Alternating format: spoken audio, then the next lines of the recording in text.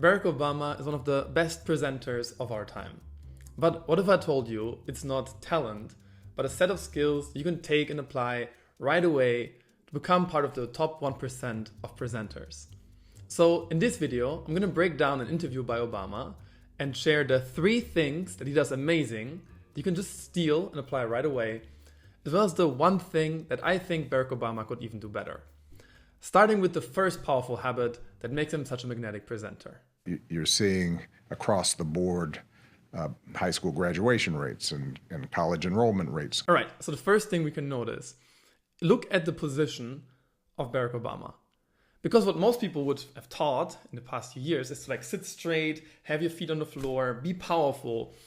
And that used to be the way that people were taught to present, but nowadays things are a little bit differently.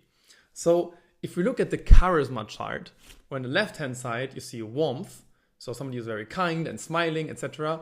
And on the bottom half, we have competence, where it's more perceived competence, where somebody's very strong and has a powerful body language and is, powerful. We can see that some people fall into different categories. So some presenters, they're very warm and smiley and they're bubbly and they talk very fast. And speaking like this is very nice, but you lose a little bit the groundedness and the charisma.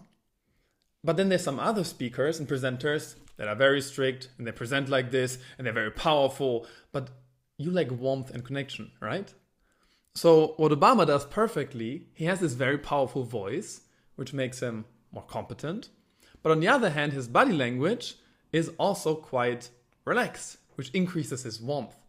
And what you can do to apply this is to kind of score yourself in that system, or think, am I more falling into the warmth? Or am I falling more into the competence?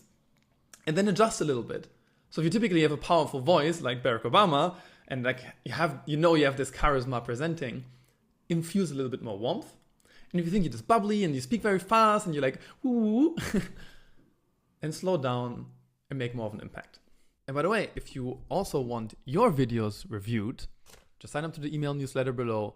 And I'm doing those, speaking reviews, breakdowns, ever so often, and you can get some one-to-one feedback right here from me on YouTube. High school graduation rates and college enrollment rates going up, but you still have these clouds hanging over us. Yeah, it's beautiful that he kind of has these clouds hovering over us, and he gestures that. Such a cool gesture. Being willing to suffer being ostracized and discriminated against and harassed and bullied, and in some cases physically assaulted. Check how little body language he's using in this clip compared to other moments when he's very powerful. So something you can apply right away. There's all these tips to kind of use more body language and adjust your voice and your hands and the facial expressions and adjust it all, and it's very, very confusing. But something very simple that is way more practical is to kind of imagine an energy from 1, where it's very soft, it's negative, more slow, and 10 where it's powerful and you're strong. And if you think, only jump from 1 to 10 and adjust your energy based on what you're speaking, then you can slow down to a 2, to a 3 when you want to make a point, or like Obama, you want to share something more negative. And then jump to energy of 7 when something is amazing and you want to share it, and then automatically you adjust your voice and your hands and everything else simply by thinking energy 1 to 10 instead of, all the things that I should kind of do differently. This accumulation, this culmination of all these individual citizens doing what they think is right. You see, energy is around 2 to 3, and everything follows. The gestures, the voice, the facial expressions. And it's so much more practical than aiming to adjust all of that, where you also lose a lot of authenticity. This disturbed young man who's steeped in racist ideology committing this horrific act in a black church. Yeah, and the way he slows down there, the energy is more of a 1 and a 2. And that's the third most powerful thing that Obama does. And this is, I don't see in so many times when people share a story and they say, 2 weeks ago I was doing this thing and then this bad thing happened. But we're so stuck in wanting to say the right thing and following a story arc, or just wanting to present in a way that we get our message across. We actually forget to feel what we're speaking about. And if we look at the video of Obama here, shooting in Charleston, committing this horrific act in a black church. shooting. you see how much how much of the emotion comes across. I was so mad. Part of the reason I think I ended up having anything to say at that moment was when I heard some of the victims' families. All right, here's one thing that I think Obama could be doing better, at least in this interview.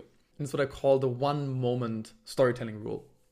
So imagine I'm saying, when I was 19, I went to Asia and I was in Thailand and I rode with like elephants, and then I went to Indonesia and I was doing a scuba diving license. I went to Singapore, I had a lung pneumonia, I went to Vietnam, and I tell you all of those things.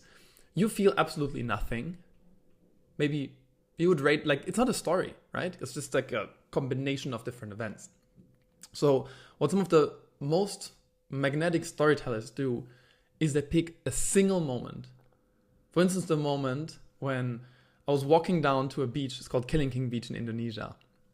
And it was like this beautiful ocean, and I went into the water and I see the wave coming, and I know I'm screwed. The wave hits me and I'm tumbling around, and okay, ending the story. Like, it's not the most engaging, mind-changing story ever, but if you pick one moment, it changes everything. It makes it more vivid, and we're there. Now, what Obama is doing is he's sharing all this, he mixes it all up together, and it's very common. He talks about the time he was giving the kind of the presentation, or like speaking to the church after the event. He talks about how he felt during the event, how the nation felt during the event, and all of this makes it very abstract. And I think what he could have done even better, and I know it seems kind of, like a non-humble to kind of roast Obama here, but if you would have picked one of those moments and went very deep, it would have made this so much more vivid and would have come alive. All right, so now that you know some of the techniques that make people the 1% of presenters, the 1% elite, you can take this and apply it right away in your next presentation. But chances are there's still certain lessons that prevent you from doing that. So for this, you can watch this video next, where I shared my 20 most powerful lessons that I've learned from investing more than 50,000 euros into public speaking courses. And like I said, if you also want your presentation skills reviewed, just sign up to the newsletter, and I'm going to share an email in the coming weeks. We can submit your video, and I'm going to review it kindly here on YouTube. Thank you so much for watching. See you next time.